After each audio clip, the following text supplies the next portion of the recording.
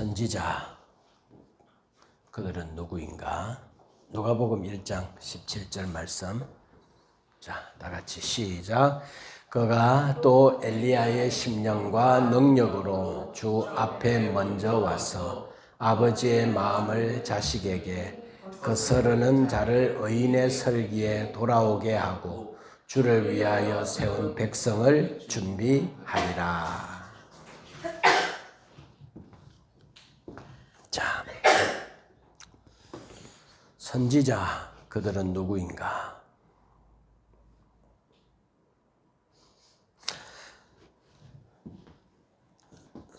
선지자들은 먼저 그의 내면에 뭘 본 사람이에요. 다른 사람들보다도 이런 선지자적 부르심이 있는 자들의 마음속에는 그 사람이 뭘 본 거예요. 뭘 보았는가 하면 하나님의 웅장한 계획을 본 거예요. 이게 보여진 거예요. 이게 가슴 안에 들어온 거예요. 우와, 우와. 남들보다도 더 그 사람 마음속에 하나님의 그 영원 전부터 그 역사의 팩트들을 인도하시고 그리고 이 모든 것을 마무리하고 자기 백성들을 다 찾아내고 그리고 영원한 날 그들 하나님과 그 나라에서 살아갈 그 웅장한 계획을 이게 들어온 거예요. 이걸 본 사람은 그 본 것에 포로가 될 수밖에 없죠. 이게 자기에게 사실로 와 닿으니까. 그래서 이 하나님의 웅장한 계획에 눈이 열린 거예요. 그리고 마음이 여기에 훅 가버린 거예요. 마음이 여기에 잡혀버린 거예요. 포로가 돼버린 거예요. 이게 믿어지니까. 그래서 그 마음에 들어온 것이 자기에게 뭐가 되는가 하면 아주 특별한 부르심이 되는 거예요. 그래서 그들은 자기가 본 거, 자기 마음 안에 들어온 거, 자기 지식과 지성 안에 하나님의 지혜로 들어온 모든 것들을 뭐 하는가 하면 그 시대의 사람들에게 외치는 자, 그들이 선지자들입니다. 그 임무가 선지자들의 임무죠. 그래서 이 선지자들은 주로 그 시대 앞에 하나님의 사람들에게 메시지하는 하나님의 마음을 가지고 하나님의 말씀을 그 시대 앞에 토해내는 자, 외치는 자, 하나님의 그 뜨거운 심정으로 그 사람들을 향한 마음을 가지고 그 말들을 쏟아놓는 자들이 선지자들인데 이들에게 있어서 독특한 점은 뭔가 하면 미래에 대하여 예언했다는 것이에요. 미래에 대한 그림을 보고 미래를 보고 그리고 그 미래를 예언한 이러한 영역도 선지자들에게 있어서 아주 독특한 일들인 거죠. 그래서 이 두 왕국의 마지막 시점과 그리고 포로로 잡혀간 절망적인 상황이 있는 그 속에 하나님은 선지자들을 집중적으로 보내가지고 그 시대에 하나님은 자기의 예언을, 자기의 계시를 아주 그 시대에 쏟아놓습니다. 그 어떤 시대보다도 그 암흑한 시대에 하나님이 끝나버린 것 같고 하나님이 실패한 것 같은 그 시대에 하나님은 당신의 계시를 더 많이 홍수처럼 쏟아놓 누구를 통해? 선지자들을 통해서.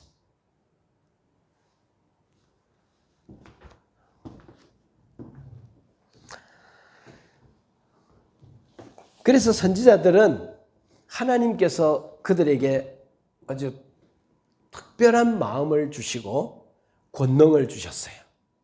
그리고 하나님의 영에 붙들린 사람들로 살아가게. 그래서 하나님이 그를 붙들고, 왜냐하면 그 시대에 압박이 있거든. 압박. 왜냐하면 그 시대를 향하여 본인의 가슴도 애가 타. 왜? 그들이, 자기는, 선지자는 하나님을 보았는데, 그 웅장한 계획을 봤는데, 지금 현실적으로 자기 백성들은 하나님 앞에서 온전하게 살고 있지 못하는, 고집 부리고 있는 이걸 보고 보이니까 이러면 안 되는데, 이건 아닌데 라고 하는 마음의 권능에 사로잡혀서 이 시대 앞에 사람들에게 외치는 사람들. 이들에게 하나님은 선지자로서의 사역을 감당할 수 있도록 성령의 권능을 크게 부어주시고 하나님의 영에 붙들리게 해 주셔서 그 사명을 감당하게 하셨어요. 자, 한번 따라 합시다. 하나님의 백성. 하나님의 백성들은 어떤 기준을 갖고 살아야 되죠? 하나님의 하신 말씀을 기준으로 삼아서 그 말씀대로 살아야 하는 거죠. 하나님의 말씀이 법이 되고 그 말씀의 통치를 받는다면 그는 누구죠? 하나님의 백성이죠. 그런데 이스라엘 백성, 하나님의 백성들조차도 뭘 원했는가 하면 현실적인 대안을 원했어요. 그들도 하나님과 다른 길을 가고 싶어 했어요. 그리고 이들은 어떤 길을 가고 싶어 했는가 하면 자기 길을 가고 싶어 했어요. 자기. 하나님의 말씀, 법, 통치를 받으며 사는 것보다는 자기 가고 싶은 길, 그러니까 하나님과 다른 길이죠. 그 길을 가고 싶어 했어요. 자, 이러한 시대에 선지자가 자기 백성들에게 이미 선포되어진 하나님의 말씀을 그 시대 앞에 애가 타는 마음으로 외치는 사람들을 하나님이 보냈어야 했던 거죠. 그들이 선지자입니다. 이스라엘 나라는 신정국가잖아요. 지금 우리도 하나님이라는 신의 통치를 받는 신정국가의 백성들로서 하나님의 말씀의 통치와 지배를 받고 그 말씀의 기준을 따라서 우리는 살아가는 사람들이죠. 이러할 때 우리가 하나님의 말씀대로 살기보다는 이 시대의 정신을 따라서 하나님과 다른 길을 가고 이 시대와 손잡고 결탁해서 이 시대에 자기의 영광을 구축하는 일에 자기의 모든 에너지를 다 집중하며 살아가고 싶어하는 세상 나라의 모습을 쫓아가고 싶어하는 마음이 있는 거죠. 그럴 때 선지자가 나타나서 말하는 거죠. 그 길은 정령 사망의 길이야. 그 길은 죽음의 길이야. 그 길의 종착역에는 멸망이야. 하나님과 영원한 단절이야. 그 길 가면 안 돼. 돌아와. 돌아와. 돌아오라고 외치는 자들. 그런 외치는 자들이 있어야 되지 않겠어요? 그래서 선지자의 길은 외로운 길이었어요. 시대에 편성하지 않는 길이었어요. 홀로 가는 길이었어요. 사람들은 그 소리를 듣기 싫어해요. 그래서 선지자들을 듣기 싫다고 말해요. 그리고 때려요. 그리고 감옥에 가둬버려요. 왜? 듣기 싫으니까. 하나님의 뜻은 우리의 생각과 다르니까, 내 길과 다르니까 하나님의 소리 듣고 싶지 않아서 길을 닫고 그 외치는 자를 핍박하고 고통을 주고 왕따를 시키고 시대 앞에서 그를 밀어내버렸어요. 그럼에도 불구하고 이 가슴 속에, 선지자의 가슴 속에는 하나님의 웅장한 계획이 눈에 보이고 이게 느껴지고 이게 자신의 안에 들어와 있으니까 그 시대를 향하여 이 선지자는 어떻게 하죠? 우는 거예요. 우는 거. 울 수밖에 없는 거예요. 속이 다 들어가는 거예요. 하나님의 영원한 웅장한 계획이 이게 사실인데, 이게 보였는데, 이게 가슴에 있는데 내 백성들은 그렇게 살지 않고 완고하고 고집을 부리고 있는 모습을 보면서 야, 가슴 터져. 그런데 그 시대 앞에 이 사람 선지자를 좋아하거나 존경하는 것도 아니고 사람들이 외면하고 그 시대에 이 사람들을 다 왕따시키니까 마음에 큰 짐과 고통을 갖고 그 시대를 향하여 부르짖고 울부짖고 만나는 사람들마다 외치는 이러한 일인 거죠. 그래서 선지자는 하나님과 사람 사이에 중보자로 선 존재들이에요. 그렇다면 이 역사 가운데 최고의 선지자는 누구였을까요?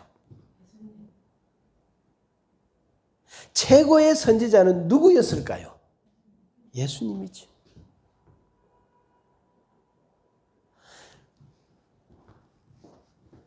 구약 성경은요, 모형이에요. 그림자예요. 이런 실체가 오실 거예요. 자, 하나님께서 창세기 11장까지 타락한 인간을 보면서 2000년 동안 말했어요. 자, 안 되지. 너희들에게 2000년 동안 기회를 주었지만 선악과 따먹은 이유 안 되지. 안 되지, 봤지. 2000년 동안 기다려도 안 되지. 사람들이 하는 게 이런 거지. 싹 멸해버리고 홍수로 멸해버려도 다시 바벨탑 짓지. 그 본성 자체가 안 되지. 그래서 이제 내가 직접 역사 안에 들어와서 나라를 세울 거야. 내 약속은 여자의 후손을 통해 이 땅에 메시아를 보내는 거야. 그래서 내가 나라를 세울 거야. 아브라함을 부르시고 나라를 시작하셨어요. 나라가 되려면 백성이 있어야 되는데 지금은 아브라함 한 가족밖에 없고 부족밖에 안 돼요. 이게 나라가 아니에요. 그래서 하나님은 요셉을 통해 애굽에 보내고 이제 그 땅에서 430년 동안 살면서 나라가 됐어요. 백성이 되었어요. 그리고 이 친구들을 이제 출애굽시키면서 광야에 데리고 나와서 출애굽기 19장에 시내산에서 하나님이 뭐 하는가 하면 법을 선포해요. 그 나라의 법을 선포해요. 시내산에서 하나님이 자기 백성을 공식적으로 만나주시면서 하나님이 그 백성들에게 당신 나라의 법을 선포했어요. 법이 생겼죠. 국민이 생겼고 그 다음에 하나님은 왕이시죠. 그러면 왕 나라가 되려면 이제 한 가지 남았어요. 뭐가 남아요? 영토가 남았죠. 그래서 여호수아를 통해서 약속한 땅, 그 가나안 땅을 정복하게 했어요. 다 됐죠. 그러면 나라가 다 만들어졌으면 하나님이 약속한 여자의 후손이 와야 하는데 그때 왔어요? 안 왔어요? 안 왔죠. 그럼 하나님의 나라에 있어서 뭔가 더 준비해야 될 게 있다는 말이죠. 메시아가 이 땅에 오실 건데 실체되는 분이 오기 전까지 그분을 이야기하고 그분을 오시기 위해 준비하는 모형들이 다 준비되어져야 되는데 지금 이미 있는 모형은 뭔가 하면 성막에 제사하는 대제사장이 있어요. 여러분, 히브리서에서 예수 그리스도는 하나님의 나라의 영원한 대제사장이 되어주셔서 짐승의 피가 아닌 의로운 자기 피로 단번에 영원한 제사를 드려주심으로 우리의 영원한 대제사장이 되어주신 줄로 믿습니다. 그러니까 예수 그리스도가 대제사장이에요. 그리고 시대가 좀 흘러서 다니엘 왕국 시대가 들어서면서 이제 왕 제도가 하나님이 허락했죠. 그러면서 이 땅에 왕이 있는데 그 왕들 중에 통치를 성공한 왕이 누가 있어요? 이 세상에 진짜 왕이 누구냐? 이 모형을 준비해야 되는 거예요. 진짜 왕, 진짜 왕. 그래서 이 다윗과 같은 왕, 메시아가 자기의 나라를 가지고 그 어깨에는 정사를 메고 그렇게 해서 이 나라를 다스리러 오시는 왕이 있을 거다라고 말했죠. 그러고 여러분, 하나님과 사람 사이에 중간에 서서 하나님의 법을, 하나님의 마음을, 하나님의 말을 사람들한테 가장 잘 전해줄 수 있는 선지자라면 그 선지자는 누구여야 할까요? 예수 그리스도여야 하죠.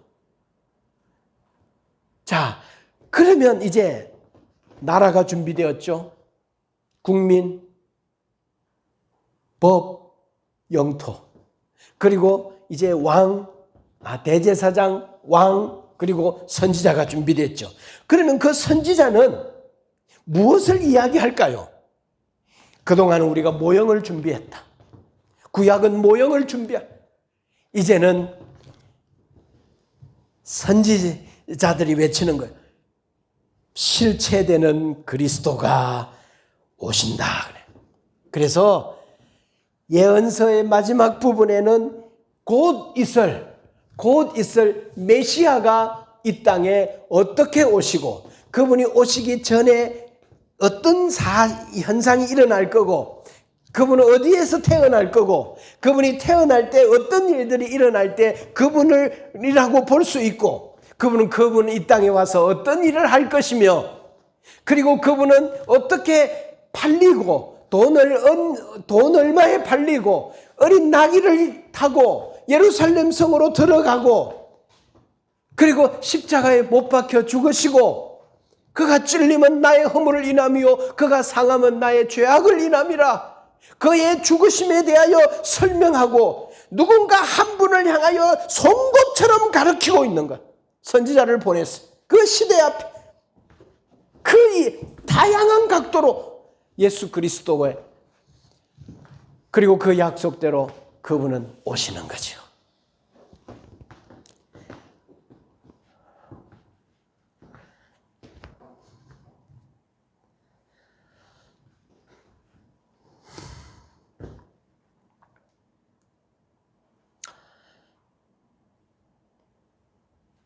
그래서 구약시대에 선지자가 있었고 그 선지자들의 실체인 가장 선지자로서 가장 잘 일할 수 있는 선지자의 실체인 예수 그리스도가 이 땅에 오셔서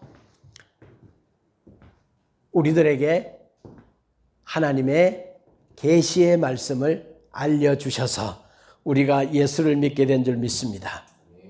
그러고 나서 이제 우리는 교회는 예수 그리스도를 믿게 되어진 사람들은 다 선지자적 사명이 주어졌습니다. 가족들, 친구들, 주변에 있는 사람들, 만나는 사람들 앞에서 하나님과 그 사람들 사이에 서서 예수 그리스도의 그 모습처럼 그들에게 하나님의 마음을 가지고 저 사람들 예수 안 믿으면 안 되는데 저렇게 성공했다고, 저렇게 교만하고 자기 잘난 줄 알고 예수 믿을 기미가 조금도 안 보이는 저 사람들을 보면서 아이고 참 불쌍하다. 왜? 하나님의 웅장한 계획을 내가 봤거든. 하나님의 그 영광스러운 나라의 실체를 내가 봤거든. 그걸 봤고 그게 눈에 들어왔고 내 마음에 있으니까 저 사람들 저렇게 하면 안 되는데 라고 하는 안타까운 마음으로 그 사람들에게 복음을 전하는데 그 사람들이 말해요. 다음부터 나한테 이런 소리 하려면 나한테 오지 말라고. 나는 안 믿는다고. 아버지가 그러고 부모님이 그러고 친구가 그러고 그러면서 하는데, 그러니까 돌아와서 하나님 앞에 뭐 하는가 하면 울 수밖에, 안타까운 마음으로 울 수밖에. 주여 저들이 고집부리고 안 돌아오고 나 싫대요. 나를 싫다고 하는 것은 나를 보내신 하나님을 싫다하는 건데 예수님도 싫대요. 어떻게 하면 좋아요? 하고 하나님께 부러짓는 사람들이 선지자예요. 이게 교회예요. 우리는 모두 선지자적 사명을 띠고 있는 거예요. 그래서 우리가 뭔가 하면 희망이에요. 교회가 희망이에요. 우리가 입을 닫고 우리가 세상을 향한 선지자적 사명을 멈춰버리면 세상은 절망하고 소망이 없어요. 알잖아요. 돈이 소망이 아니잖아요. 성공이 소망이 아니잖아요. 높은 권력이 소망이 아니잖아요. 더 많이 배운 자들이 더 큰 악을 행하고 더 보란듯이 죄를 짓고 사람들을 힘들게 하고 고통스럽게 하는 상황들을 바라보면서 이 세상 나라의 왕, 이 세상 나라의 정부에, 이 세상 나라에 희망이 있는가? 이 세상 앞에 하나님은 하나님의 나라라고 하는 자기의 나라를 대안으로 제시하면서 교회를 불러 선지자적 사명을 감당하도록 우리에게 역사하신 줄로 믿습니다. 예, 우리는 이런 삶을 살아가는 사람들이잖아요. 자,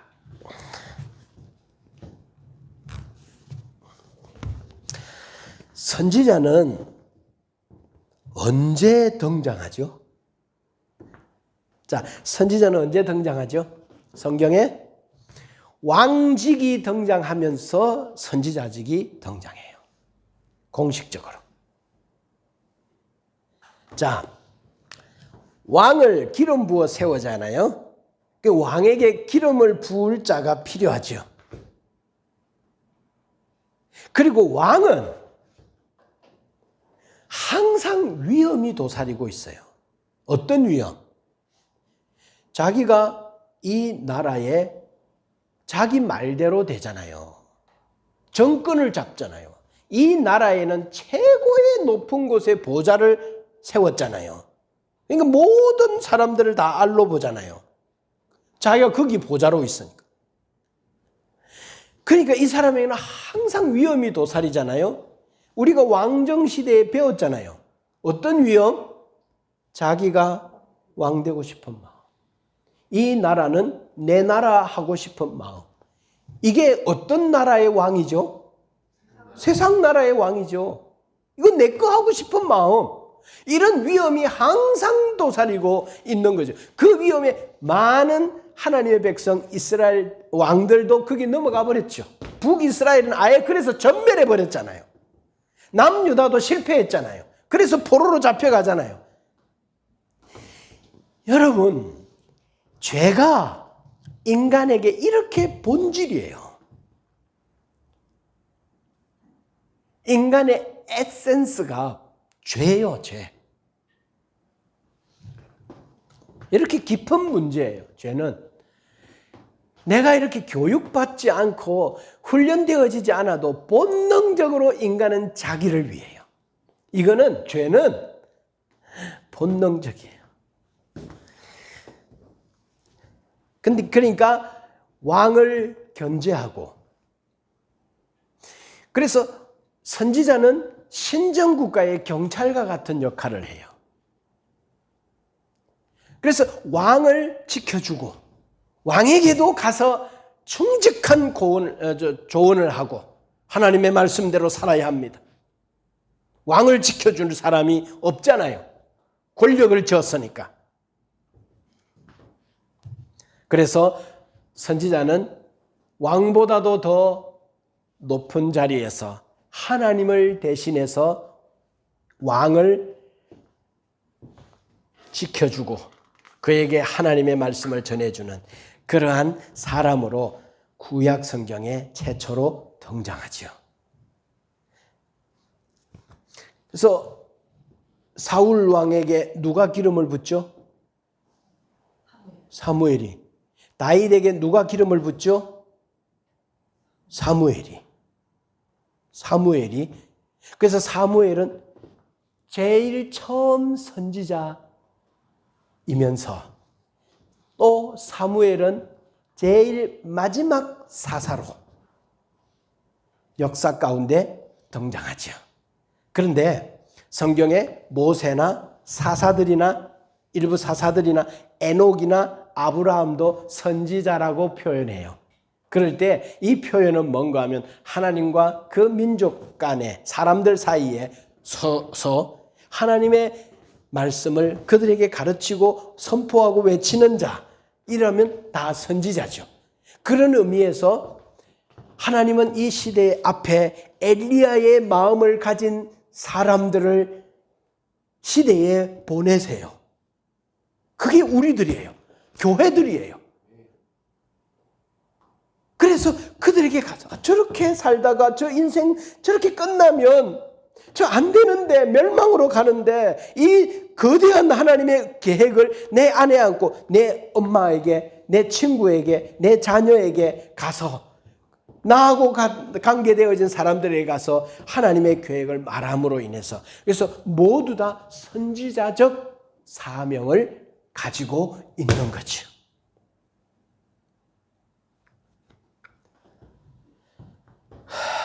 그럼에도 선지자는 난세, 왕정시대 그리고 이스라엘 나라가 가장 암흑한 때에 하나님은 선지자들을 아주 집중해서 보내시죠. 자, 선지자들의 여러 가지 유형들이 있지만 오늘 두 가지만 살펴보는데 하나는 이거예요. 한번 따라합시다. 구두 선지자. 또 하나는 무슨 선지자? 문서 선지자. 구두 선지자들은 하나님의 마음으로 하나님의 말씀을 그 시대의 사람들에게 외친 거예요. 무엇으로? 말로. 근데 문서 선지자들은 자기네들이 말로 그 시대 앞에 외치기도 하지만 이들은 자기의 받은 예언을 어떻게 전달했다? 문서로, 기록으로. 그래서 아주 뛰어난 기억력보다 흐릿한 기록이 훨씬 더 효과적이다라는 말이 있죠. 하나님께서는 선지자들에게 구두 선지자들도 많이 있었지만 문서 선지자들은 성경에 몇 명밖에 없는 16명밖에 없어요. 이들이 성경을 기록했어요. 그래서 그 성경을 통해서 문서로 기록으로 남겨놨어요.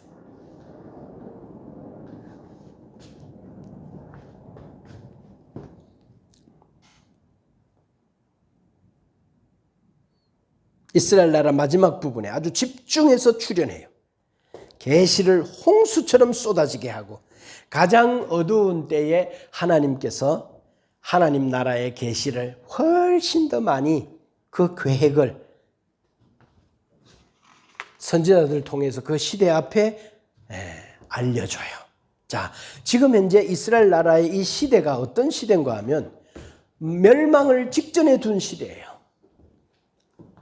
아수르가 대제국으로 일어나고 바벨론이 대제국으로 일어나서 그때 중앙아시아 일대를 지금 평정해 가고 있는 그러한 시대에 조그만 이 이스라엘이라는 나라는 그들 앞에서 이거 쳐들어오면 멸망할 수밖에 없는데 지금 나라 상황과 정세와 사람들의 사회적 분위기와 국가적 분위기를 보면 타락을 걷고 있고 선지자들은 이렇게 하다가는 멸망한다라고 말하지 대선지자들 중에 이사야와 예레미야는 이렇게 말합니다. 우리가 바벨론이 침공에 들어오면 순순히 잡혀서 따라가서 그 나라의 포로가 되어 속국이 되자. 70년 만에 우리가 매를 다 맞으면 그러면 돌아온다. 순순히 나라를 내주자. 그러니까 이스라엘 백성들이 이거 뭐 하는 거야? 이게 예언자야? 아니 나라를 지켜야지. 결사항전을 해야지. 하나님의 말씀대로 살지 않다가 그들은 많은 사람들이 전쟁통에 잔인하게 죽어나가고 결국은 하나님의 말씀대로 포로가 되어 잡혀가는 이런 일들이 일어나죠.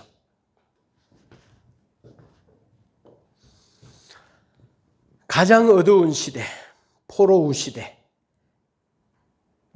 이때부터 이제 하나님께서 역사를 어떻게 이끌고 나아가고 당신의 계획이 어떠한지에 대하여 자기 백성들에게 기록되어진 문서로 예언하는 거예요. 그래서 다니엘을 통해서 느부갓네살의 꿈을 통해서 그리고 다니엘서 그 이후에 다니엘에 주어진 그 환상을 통해서 이제 포로 기한 시대 이후부터 예수 그리스도 오기 전 450년 기간 동안 중앙아시아의 판도가 바벨론, 페르시아, 헬라, 로마 이런 제국으로 흘러갈 것을 이야기하고 하나님께서 이 다 알고 계시며 이 역사를 내가 이끌고 있을 것이며 결국은 메시아가 올 거라는 이 하나님의 역사 이야기를 기록으로 남겨요. 기록으로 남긴다는 것은 대단히 위험한 거예요. 이게 거짓말이 되면 이대로 안 되면 성경은 하나님의 말씀은 이거는 어마어마하게 위험한데 아주 써버렸어요. 문서로 남겨버렸어요. 이건 위험한 거예요. 말로 한 거는 나중에 안 했어 그렇게 안 했는데 그런 뜻 아니었는데 얼마든지 발뺌할 수 있어요. 근데 문서로 딱 남겨버린 것은 그대로 안 되면 이 하나님이라는 분이 참 애매해져요. 그래서 만일에 예언서가 없었다면 이제 이 포로 후 시대 이후에 펼쳐질 하나님의 나라의 역사들이 세상 역사들이 어떻게 흘러가고 이제 알 수가 없어요. 그래서 교회 시대에 많은 혼란이 주어질 수밖에 없죠. 이게 맞나? 이게 뭐야? 이게 어떻게 되는 거야? 어떤 사건이 일어날 때 변화가 시작될 때 그게 맞는지 그걸 어떻게 받아들여야 하는 건지 그 근거가 없는 거죠. 그래서 문서 선지자의 출현은 하나님 나라에서 꼭 필요했던 거예요. 그래서 바벨론 포로 시대 이후부터 하나님 나라가 어떻게 펼쳐질 것인지에 대해서 알리는 새로운 작업을 하고 계신 거죠. 그것이 실체되신 예수께서 가지고 오시는 하나님의 나라에 대한 예언으로 집중되어지고 이제부터는 모형으로 하나님 나라를 말씀하셨다면 이제는 그 실체의 오심을 준비하는 시대가 침묵시대죠. 우리는 이제 다음 주일에 침묵시대에 성경이 기록되어지지 않는 400년 기간 동안에 하나님이 당신의 메시아의 오심을 준비하기 위해서 그리고 교회 시대를 준비하기 위해서 하나님 그 400년 동안 어떤 일을 하셨는지에 대한 이야기를 우리는 하게 될 거예요. 여러분, 하나님 나라에서 가장 눈에 보이지 않고 깜깜한 시기에 하나님은 가장 놀랍고 가장 큰 일을 하세요.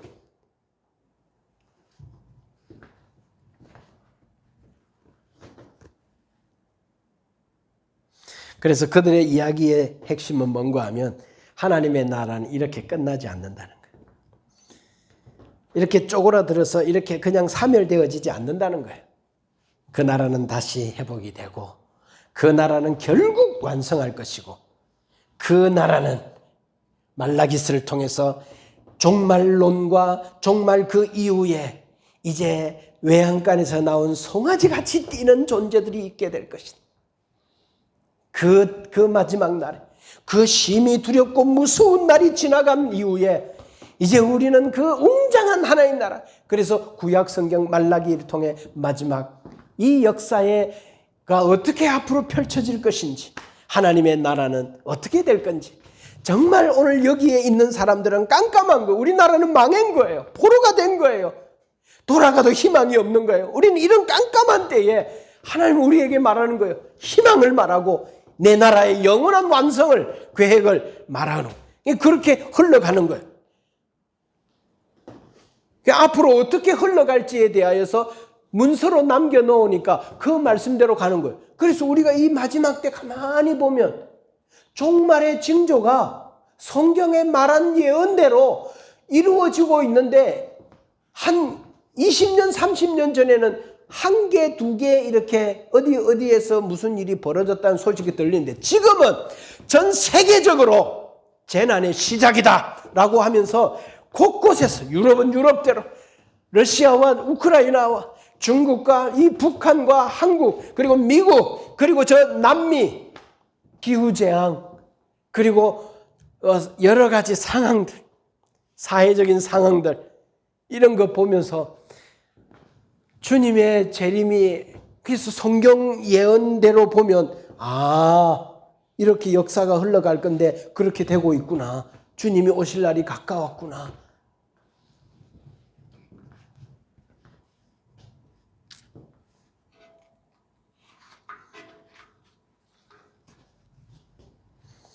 그래서 예수님이 초림하기 전까지 역사에서 어떤 일이 일어날 것인지에 대하여서도 이야기하고 예언해주고 문서로, 그 이후에도 결국 어떻게 될 것인지, 교회 시대가 열려서 이 예수님의 이야기가 이방 민족에게 전해지고 복음이 다 전해지고 자기 백성을 다 찾으면 그제야 끝이 오는 이런 이야기, 선지자를 통해서 하고 있는 거지.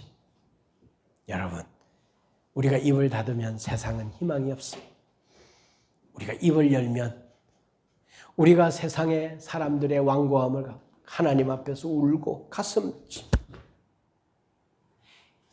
예수 믿는 게 이렇게 재미없는 일일까? 하나님의 나라가 구원받는 이 이야기가 우리가 이렇게 소홀히 취급해도 되는 이런 이야기일까? 몰라서 그런데 참 가슴 아프다. 알아야 되는데, 이게 지금 어떤 이야기인지 좀 이해해야 되는데, 하나님이 얼마나 큰 분이고 하나님이 하신 일이 얼마나 놀라운 일인지, 그리고 이 삶의 모든 일을 마치고 난 이후에 영원한 날에 이 있을 분명한 사실들이 이게 얼마나 놀라운 일인데, 오늘 돈 좀 더 벌자고, 또 자기 뭐 좀 더 하자고, 또 여러 가지 사항들 때문에 예수 그리스도를 이렇게 재미없이 느끼는 사람들을 보면서, 야, 이거 아닌데, 사람이 몰라도 이렇게 무지하면 안 되는데, 성경을 알아야 되는데, 하나님의 그림을, 하나님의 영광의 그림을 봐야 되는데, 그 계획을, 실체를 봐야 하는데, 그러면 하나님께 열광할 수밖에 없고 주님을 믿는 것이 너무나 기쁜 일일 수밖에 없는데 라는 가슴을 가지고 살아가는 사람, 선지자, 여러분 교회가 되기를 주의 이름으로 축복합니다.